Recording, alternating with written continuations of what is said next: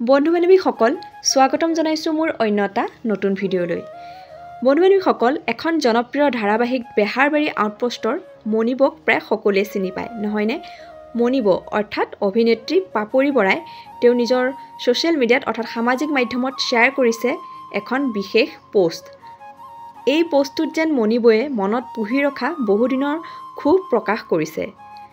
সামাজিক মাধ্যমত দিয়া পোষ্টটোত মণিবয়ে লিখিছে, সময় নিজকে অহংকাৰত পুত গৈ দম্ভালি মাৰি বৰগছৰ লগত তুলনা কৰি আনক ৰঘুমলাৰ লগত মিলোৱা জনক মোৰ তৰফৰ পৰা সমবেদনা।